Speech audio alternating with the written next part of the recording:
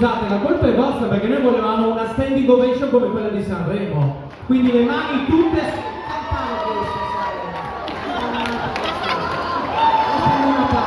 Brava, infatti questo è un omaggio che noi ti facciamo dopo. Noi vogliamo l'applauso, tirate sulle mani!